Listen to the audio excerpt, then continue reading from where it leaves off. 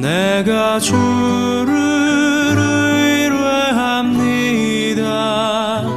나의 다닐 길을 인도하소서.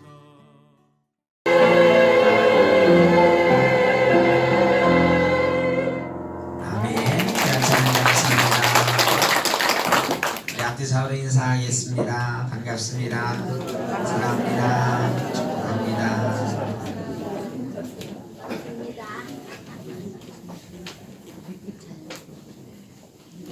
우리가 세례 받을 때 몇 가지 외우라고 하는 것들이 있습니다. 여러분도 세례 받으실 때 뭘 좀 외우셨죠? 십계명, 주기도문, 사도신경 뭐 이런 것들 외우라고 했습니다. 이 세 가지 중에 어떤 게 제일 중요하냐? 굳이 말하기는 어렵고요. 굳이 따지자고 하면 사도신경을 우리가 매주일 고백하지 않습니까? 사도신경이 중요하고 그 다음에 십계명과 주기도문 이렇게 중요한데 이 십계명이 굉장히 중요한 것이어서 세례받을 때도 외우라고 하고 이 성경 찬송 앞뒤에 주기도문과 사도신경 십계명 이렇게 있는 것을 보면 정말 중요한 것 같습니다. 그런데 매일 외우긴 하지만 그 의미에 대해서는 크게 생각할 때가 많지 않은 것 같아요. 그래서 오늘은 오늘과 다음 주 2주간에 걸쳐서 십계명에 대해서 좀 살펴보려고 합니다. 이 십계명에는 서문이 있습니다. 십계명은 크게 하나님에 대한 계명과 사람에 대한 계명으로 나누어지는데 오늘은 하나님에 대한 계명을 말씀을 드리려고 하는데 앞에 4 계명이 하나님에 대한 계명입니다. 근데 이 계명 이전에 십계명에는 서문이 있습니다. 1절과 2절이 십계명의 서문이 되겠습니다. 우리 1절, 2절 다 같이 한 목소리로 읽어보겠습니다. 시작. 하나님이 이 모든 말씀으로 말씀하여 이르시되 나는 너를 애굽 땅 종되었던 집에서 인도하여 낸 내 하나님 여호와니라. 성경책을 가능하면 본문 읽고 딱 갖지 마시고 펴놓고 계시면 좋을 것 같습니다. 거기에 보면 하나님께서 이 모든 말씀으로 말씀하여 이르시되 나는 누구다? 여호와 하나님인데 어떤 하나님이다? 종되었던 것을 인도하여 너를 애굽 땅 종되었던 집에서 인도하여 낸 하나님이다. 이렇게 말씀하세요. 이게 서문이에요. 하나님은 어떤 하나님이다 라는 것을 말씀하시는 게 십계명의 서문입니다. 나는 너를 애굽 땅 종되었던 집에서 인도하여 낸 하나님이다. 한마디로 말하면 너를 구원한 하나님이다. 너를 애굽에서 구원한 하나님이다. 자, 하나님이 우리를 구원하셨으면 은혜지요. 은혜. 하나님은 우리에게 은혜 베푸신 하나님이고 그러면 우리가 은혜 입었으면 어떻게 해야 되죠? 우리가 은혜를 입었으면 어떻게 해야 된다고요? 감사해야죠. 은혜를 갚아야죠. 그럼 하나님께 은혜를 여러분 어떻게 갚으세요? 하나님께 은혜를 감사함으로 갚는 거예요. 헌금 많이 해서 갚는 게 아니고요. 감사함으로 갚는 거예요. 헌금으로 갚으면 얼마를 헌금하면 갚을 수 있을까요? 그러니까 우리가 그런 물질이나 이런 것들은 감사의 표현인 거예요. 하나님은 은혜를 베푸시고 우리는 감사하는 거예요. 자, 이게 십계명의 서문이라는 얘기는 이 십계명이 너희 이거 안 지키면 혼나? 라고 주신 게 아니라는 뜻이에요. 십계명은 우리가 하나님께 감사하려고 하는데 어떻게 감사해야 되는지를 잘 모르거든요. 너희가 나한테 감사하려면 이렇게 감사하라고 가르쳐 주신 거예요. 우리가 누군가에게 선물 하시잖아요. 선물 많이 해보셨죠? 저도 선물을 1년에 몇 번씩 하는데 선물할 때마다 때로는 괴롭기까지 합니다. 1년에 한 번씩 늘 선물 드리는 분도 있는데 1년에 한 번이 아니라 설날, 스승의 날, 추석 때 이렇게 제가 늘 선물 드리는 선배 목사님들도 계시는데 전에 또 제가 담임 목사로 모셨던 분들 부교역자 때 이렇게 선물을 드리거든요. 선물을 하는데 고민이 된단 말이죠. 첫째는 이거 내가 예전에 했던 선물인가? 이게 첫째. 둘째는 야 이거 하면은 좋아하실까? 이게 둘째. 이게 참 어려워요. 저는 선물을 과하게 하지 않습니다. 뭐 후배 목사가 선배 목사님에게 선물을 과하게 하는 거 그렇게 별로 좋은 것 같지 않아서 대신 꼭 생각을 해요. 어떤 걸 하면 좋아하실까? 5만 원에서 10만 원 요 사이에 정성스럽게 골랐다. 정말 목사님이나 사모님이 좋아할 만한 것을 골랐다. 할 만한 그런 거 찾느라고 고생을 좀 해요. 마트 같은 데 가서 어떤 데 1시간 내내 돌아다닐 때가 있어. 이것도 들어보고 저것도 들어보고. 어떤 때는 하도 답답해서 제가 사모님이나 목사님께 전화해보고 싶어요. 뭐라고? 목사님 요즘 필요한 게 뭐 있으십니까?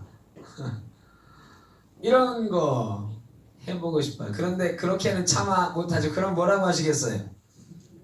나 필요한 거 없어 그러실 거 아니야. 그렇죠? 뭘 그런 거 하려고 그래 하실까봐. 근데 이제 선물 고르는 게 어려워요. 그럼에도 불구하고 그렇게 말씀해 주시면 좋겠어. 나는 뭐 좋아해. 이렇게 말씀해 주시면 얼마나 좋겠습니까? 저희 어머님이 심장 수술을 하신 적이 있어서 먹지 말라는 음식이 많아요. 쿠마딘이라고 하는 약을 먹는데 이 혈액을 묽게 해야 되거든요. 인공으로 여기 기계를 심장에 차고 계시기 때문에 이게 피가 좀 진해지면 문제가 생기잖아요. 그래서 피가 항상 맑아야 돼요. 연해야 돼. 피를 묽게 하는 약을 늘 드시니까 피를 진하게 하는, 피를 멎게 하는 이런 것은 먹으면 안 돼요. 여러분 피를 멈추게 하는 대표적인 게 뭐 있어요? 민간요법에 쑥 이런 게 지혈제로 쓰이거든요. 쑥 이런 거 좋잖아요. 그래서 코피 많이 나는 사람 연근도 먹고 이런 거는 다 먹으면 돼, 안 돼요? 안 되는 거예요. 그러니까 이 십계명이라는 건 그런 거예요. 하나님께 감사하고 싶은데 하나님 어떻게 해야 하나님이 좋아하는지 모르겠어요. 그래 하나님이 이렇게 하면 내가 좋아한다 얘기해 주신 거예요. 또 하나는 저희 어머님이 심장 수술하고 나서 먹지 말아야 되는 음식이 생긴 것처럼 저나 여러분이나 다 먹지 말아야 될 음식 있는 분들 있죠. 혈압이 있는 분은 뭐 먹으면 안 되고 뭐 당이 있으면 뭐 먹으면 안 되고 이런 거 있잖아요. 관절 안 좋으면 뭐 먹으면 안 되고 뭘 먹으면 좋고 뭘 먹으면 안 된다 이런 것들이 대부분 한두 가지는 있으실 거예요. 하나님께서 이거 해주면 나는 좋고 이거 안 하면 좋고 그러니까 이거는 하고 이거는 하지 마라. 그러면 내가 좋아한다. 이거 알려주신 거예요. 하나님께 감사하는 제일 좋은 방법은 하나님이 좋아하는 걸 하고 하나님이 싫어하는 걸 안 하면 되는 거예요. 그러니까 하나님이 나는 너희를 구원해낸 여호와다 이 말은 이 계명으로 주신 게 너희가 의무로 이거 안 하면 죽어 이래서 하신 게 아니고 니들이 내 은혜에 감사하려면 이거는 하고 이거는 하지 마라 라고 알려주신 거예요. 그래서 우리가 열심히 외우는 거지요. 여러분 외운다고만 해서 되는 게 아니고 그 뜻을 좀 알아야 되잖아요. 간단하게 우리가 먼저 살펴보면 첫 번째로 1계명은 뭐죠? 나 외에 다른 신을 내게 있게 하지 말지니라. 나 외에 다른 신을 섬기지 말라 이거예요. 하나님이 세상에서 제일 싫어하는 게 그거다. 이거는 절대 하지 마라. 하나님이 세상에서 제일 싫어하는 게 뭐예요? 제 1계명이에요. 1계명 뭐라고? 나 외에 다른 신을 내게 있게 말지니라. 나 외에 다른 신을 섬기지 말라. 이게 하나님이 제일 싫어하는 거예요. 이게 제일 중요한 계명이에요. 제일 중요한 게 첫 번째 맞겠죠. 하나님 외에 다른 신을 네게 있게 하는 것, 이게 제일 하나님이 싫어하시는 거예요. 이거 해가지고는 무슨 짓을 해도 하나님 기쁘시게 할 수가 없어요. 이거 대놓고 돈을 헌금을 많이 하면 하나님이 기뻐하실까요? 아니에요. 하나님 대신 다른 것을 앞에 놓고 그 어떤 것을 갖다 드려도 하나님 기분 좋아지지 않으세요. 아주 싫어하세요. 다른 신을 그랬어요. 다른 신. 이 다른이라고 하는 이 히브리 말의 뜻은 이상한, 헛된 그런 뜻이에요. 하나님 말고 다른 이상한 것 섬기지 마라. 하나님 말고 다른 헛된 것 섬기지 마라. 다른 신은요, 헛된 것 그런 거예요. 헛된 것, 이상한 것. 자, 하나님 말고 다른 것을 하나님보다 더 앞에 놔보신 적 있으세요? 없으세요? 꼭 없는 사람처럼 표정하고 계십니다. 나는 몰라요. 가만히 생각해 보면 하나님보다 우리가 더 우선해 놨던 많은 것들이 있어요. 돈, 대표적인 게 돈이죠. 돈 벌기 위해서 무슨 짓이든 다 해놓고 돈 많이 벌었다고 하나님 앞에 감사헌금 많이 왕창하면 하나님이 좋아하시죠? 혹시 모르겠으나 목사는 좋아할지 몰라도 우리 재정부 장로님은 좋아하실지 몰라도 하나님은 안 좋아하세요. 하나님은 다 아시거든. 얘가 이 돈 벌려고 나 대신 다른 것을 앞에다 놨지 아시거든요. 하나님보다 더 앞세우는 것 또 있어요. 때로는 자존심, 명예, 내 지식과 내 철학 이런 것들이 하나님보다 앞에 놓일 때가 있어요. 하나님은 이렇게 하라고 그랬는데 하나님 뜻이 분명히 이건데 내 생각과 맞지 않아. 내 자존심에는 못하겠어요. 그럴 때 우리는 하나님 뜻을 알고 있음에도 불구하고 내 뜻대로 고집 세울 때가 많아요. 이것도 하나님 대신 다른 것 놓는 거예요. 내 자존심이 하나님보다 위에 있는 거지. 앞에 있는 거지. 때로는 자식이 하나님보다 앞에 있을 때가 있습니다. 여러분, 아들이 중요해요? 하나님이 중요해요? 이거 참 곤란한 질문입니다. 딸이 중요합니까? 하나님이 중요합니까? 아니 뭘 그런 걸 비교하고 그래. 비교할 거 있어야지. 그런데 하나님이 가끔 비교하시더라고요. 아브라함한테 누구를 바치라고요? 이삭을 바치래요. 이삭이 100살에 얻은 아들이에요. 하나님이 그런 분이에요. 아브라함을 마지막으로 시험하시는데 아들마저도 네가 나에게 드릴 수 있는가? 아들보다도 나를 더 사랑하는가? 이걸 시험하셨어요. 참 어렵고 곤란한 질문이지만 하나님은 우리에게도 물어보십니다. 네 아들보다 내가 먼저냐? 이거에 대해서 대답하기가 참 곤란하지만 하나님은 네, 저는 아들, 딸보다도 하나님이 먼저입니다. 이렇게 대답하기를 원하세요. 하나님은 이 문제에 대해서는 양보가 없으신 분이에요. 그 무엇하고도 하나님 첫 번째 자리를 양보하지 않으세요. 하나님을 두 번째 자리에 놓는 순간 우리는 제1계명을 어기는 게 되고 하나님을 실망하게 해드리는 거예요. 하나님 외에 다른 것이 있는지 우리는 잘 생각해 봐야 됩니다. 저도 때때로 그런 실수할 때가 분명히 있습니다. 우리 중엔 누구도 실수할 때가 있어요. 나도 모르는 사이에 하나님 뜻 대신 내 뜻, 내 욕심, 내 생각으로 행동할 때가 있어요. 그게 하나님 대신 다른 것을 앞에 놓는 거지. 그럴 때가 있습니다. 두 번째 계명은 너를 위하여 새긴 우상을 만들지 말라는 것입니다. 우상을 만들지 말라.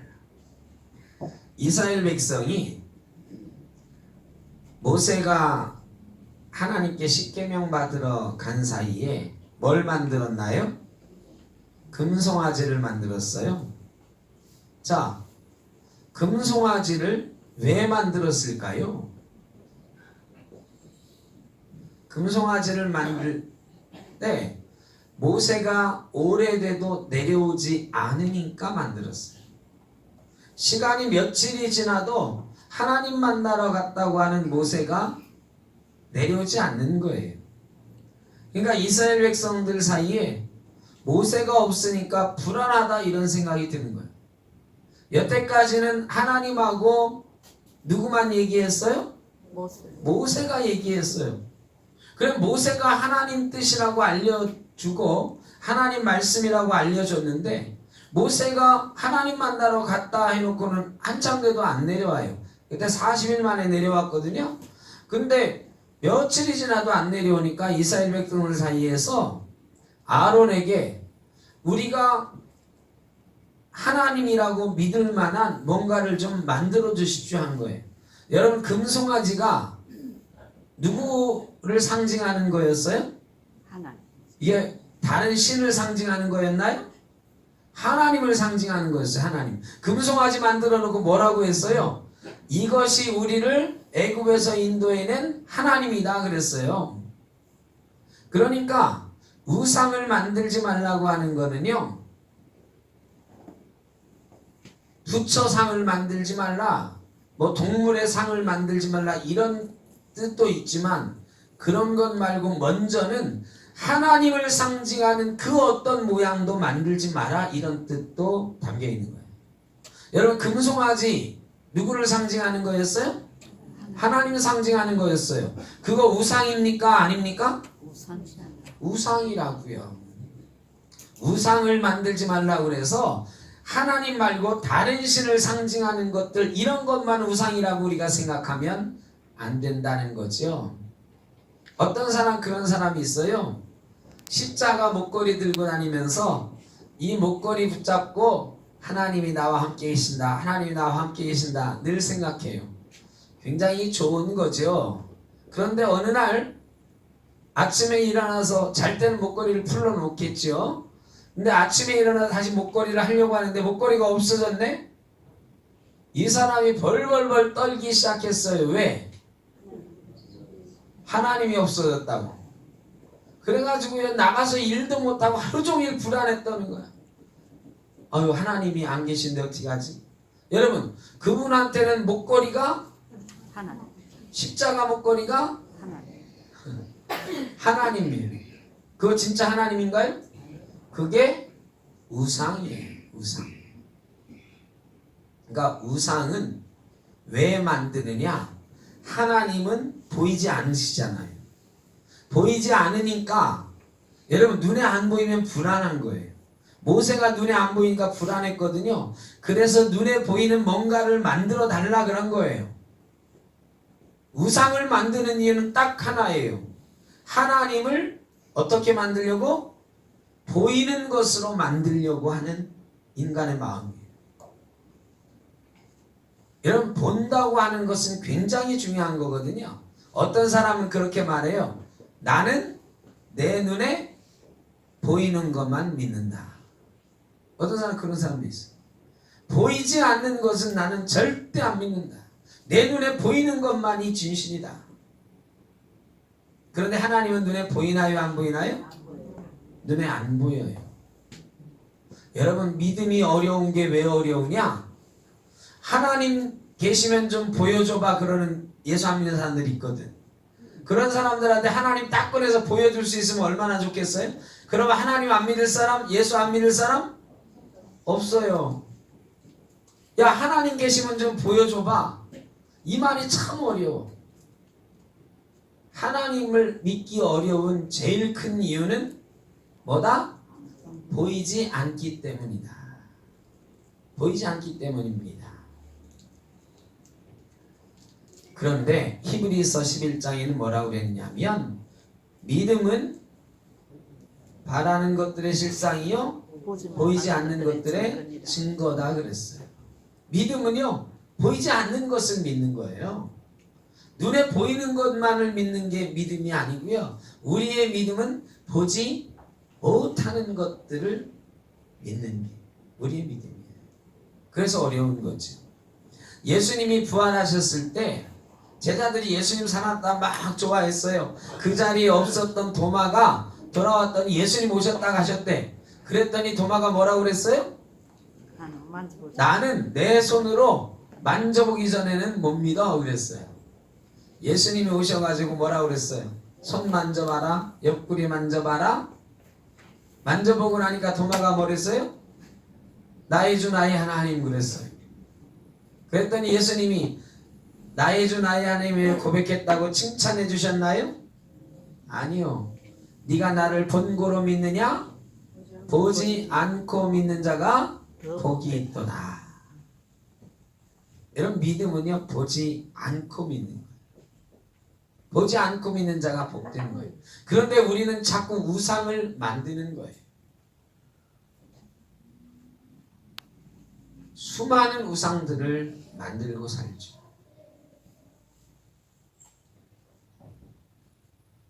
핸드폰 우리가 다 쓰잖아요. 핸드폰 여러분 지금도 다 가지고 계시죠? 핸드폰 꺼놓으신 분 손 들어보세요. 꺼놓으신 분. 안 꺼놓으신 분 손, 안 꺼놓으신 분. 진동. 아니 아까 다 있다고 그랬네. 아 진동도 안 꺼놓은 거지. 안 꺼놓으신 분 손 들어보시라니까. 아니 왜 진동이라고 대답하셔요? 안 꺼놓으신 분 그러면 다 들어야지. 진동도. 진동은 꺼놓은 건가? 지금도 또 딸랑하네 마침. 아 아주 좋았어요. 타이밍이 딱 맞았어요. 자 예배 시간에 왜 핸드폰 안 꺼놓으셔요? 네? 왜 안 꺼놓으셔요? 여러분? 예배 시간에 핸드폰 끄는 게 맞을까요? 안 끄는 게 맞을까요? 끄는 게 맞아요. 진동으로 해놓는 이유는 뭘까요? 끄는 거나 진동이나 똑같은가요? 근데 왜 진동으로 꼭 해놓으셔요? 네? 혹시 불났다고 전화 올까봐?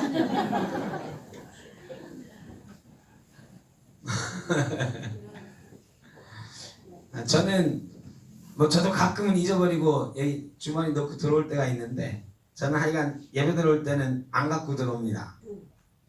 어떤 때는 주일날 하루 종일 있다가 집에 갈 때 그때 핸드폰 생각나서 챙겨갈 때 어떤 때는 놓고 갈 때도 있어요. 그래서 다시 나와서 가져갈 때도 있는데 이 핸드폰이 말이죠. 그래서 우리 뭐라고 그래? 핸드폰을 뭐라고 불러요? 개목걸이. 개목걸이. 이 핸드폰이요. 개목걸이. 예배 시간에 꺼야 되는 걸 알면서도 이 끄면 불안해. 그런데 죄송하지만 그런 분들 하루 종일 핸드폰 한 통도 안 오는 분들이 되게 그래요. 근데 꼭 예배 시간이면 전화 올 것 같죠? 집에 불났다고. 그래서 진동으로라도 해놔야 돼. 불안하거든요. 이런 게 우상이에요. 이런 게 개목걸이 되는 거예요.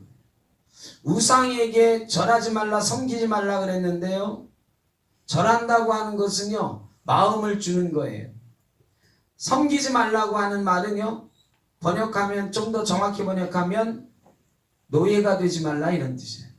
우상은요, 섬기다 보면, 우상을 만들다 보면 노예가 돼요. 노예가 돼요.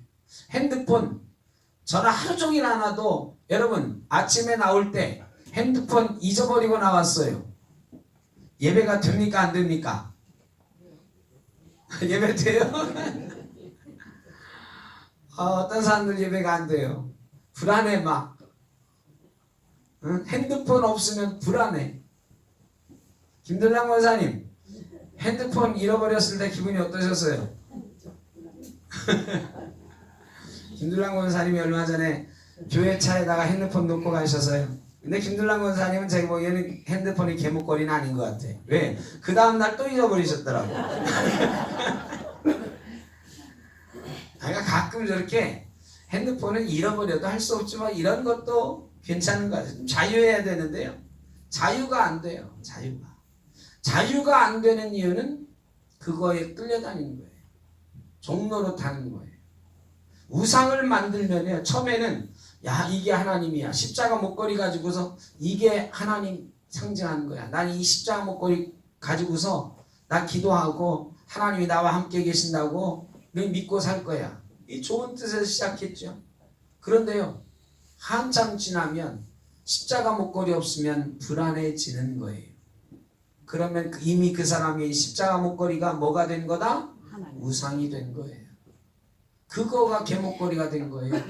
그거의 종로로 타기 시작하는. 하나님의 십자가 목걸이가 없다고 없어지시나요? 십자가 목걸이 없어도 하나님은 우리와 함께 계시는데, 십자가 목걸이 없으면 하나님 안 계신 것처럼 불안하고 두려워져요. 이미 십자가 목걸이가 우상이 돼서 종로로 타는 거죠. 그래서 우상 만들지 말라고 하는 거예요. 하나님을 상징하는 그 어떤 것도 만들지 말라는 거예요. 십자가조차도 하나님을 대신하는 우상이 되어서는 안 돼요. 하나님은 그냥 하나님이신 거예요. 눈에 보이지 않아도 하나님이신 거예요. 눈에 보이지 않아도 우리와 함께 계시는 분인 줄로 믿습니다. 세 번째는 너는 너희 하나님 여호와의 이름을 망령되이 일컫지 말라. 이름에 관한, 하나님의 이름을 망령되이 일컫지 말라. 하나님 이름을 어떻게 감히 망령되이 일컬어요? 하나님을 쌍욕하면서 부르나요, 여러분? 아니죠. 여기서 망령되이라는 말은 함부로 부르지 마라 이런 뜻이거든요. 하나님 이름을 함부로 부르는 때, 어떤 때가 함부로 부를 때일까요? 가끔은요, 사업할 때, 사업하는 분들 중에 아주 일부 예수 믿는 사람들이 장사를 하면서요, 그렇게 얘기를 해요. 여러분, 세계 3대 거짓말이 있다잖아요. 첫 번째 거짓말이 뭐예요? 권사님 너무 앞서가지 마시고, 하나님께 맹세하건대 이거는 3대 거짓말 아니고 우리의 거짓말이고, 첫 번째는 노처녀가 시집 안 가겠다 하는 말, 두 번째가 우리 어르신들이 빨리 죽고 싶다 하는 말, 세 번째가 장사꾼이 손해보고 파는 거다 하는 말. 이게 3대 거짓말이래요. 자, 그런데 예수 믿는 사람이 장사를 하는데, 예수 믿는 사람도 믿지고 팔진 않잖아요. 그죠? 난 예수 믿어서 사랑이 많으니까 다 믿지고 팔어. 여러분 그러세요? 안 그러죠? 믿지고 파는 장사꾼은 없다 해도 과언이 아니란 말이에요. 없죠, 사실은. 그런데 가끔 이런단 말이죠. 나 하나님 믿는 사람이야. 이거 믿지고 파는 거야. 내가 하늘에 대고 맹세하는데, 하나님께 맹세하는데 내가 이거 믿지고 파는 거야. 여러분, 이 사람 아무 뜻 없이 나 하나님 믿는 사람이야, 예수 믿는 사람이야 했어요. 그런데 누구를 위해서 지금 하나님의 이름을 부른 거예요? 자기 장사하는데 자기 이익을 위해서 이런 걸 보고 우리는 하나님의 이름을 어떻게 했다고요?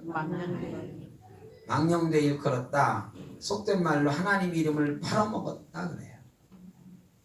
하나님 이름을 이렇게 함부로 붙이는 때가 많다. 교회가 싸움을 많이 해요. 교회가 싸움을 많이 하거든요. 참 창피한 얘기지만 얼마나 싸우는지 뉴스에 막 나와요. TV 뉴스에 막. 그런데 뭐라고 하느냐? 하나님 뜻이라. 하나님 뜻이라고 해요. 우리 총회도 작년에 막 한참 뜨거웠습니다. 모 교회 세습하는 일, 우리 법에 세습하지 말라라고 정해놨는데 세습을 하시겠다고 하더니 했어요. 그래 그거 불법이다. 그거 허락하면 안 된다. 뭐 이런 것 때문에 한참 뜨거웠어요. 그런데요. 그 교회 분들 그것도 TV에 나왔어. 창피하게. 그 교회 교인들 다 뭐라 그래요? 그게 하나님 뜻이라고 해요. 대단히 죄송하지만 그 하나님 뜻 아닙니다. 그 목사님 뜻이지.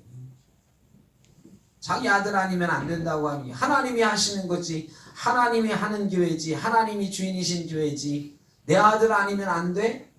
은 하나님 뜻이 아니고 목사님 뜻이죠. 이런 때 하나님 이름을 팔아먹는 거예요. 교회가 아무리 막 치고받고 싸워도 양쪽 다 누구 뜻이에요? 하나님 뜻이에요. 하나님의 이름을 함부로 부르는 거죠. 수도 없이 많은 가운데 하나님의 이름을 헛되게 함부로 부를 때가 많아요. 우리나라 사람들 참 안 좋은 습관 중에 하나가요. 우리 대통령, 나라를 대표하는 대통령, 나라의 얼굴을 대표하는 대통령이잖아요. 그런데 언제부턴가 우리 대통령 이름들을 조금씩 바꿔서 부르더라고요. 이게 우리 박근혜 대통령, 이명박 대통령, 박근혜 대통령 거치면서 이런 게 많아졌어요. 노무현 대통령 때부터 그랬는지 모르겠어. 하여간 언제부턴가 대통령 이름을 함부로 불러요. 이거 완전 누워서 침 뱉기거든요. 내가 싫어하는 대통령 이름을요 차마 입에 담기도 어려운 다른 묘한 말로 바꿔서 막 불러요. 지금 문재인 대통령도 수없이 많은 이름을 가지고 있죠. 우리가 입에 담기 어려운. 이명박 박근혜 대통령도 그랬어요. 여러분 대통령 이름을 그렇게 부르는 거 누워서 침 뱉기거든요. 하나님 이름 함부로 부르는 거 누워서 침 뱉기 정도가 아니지. 하나님이 싫어하는 거다. 네 번째, 안식일을 기억하여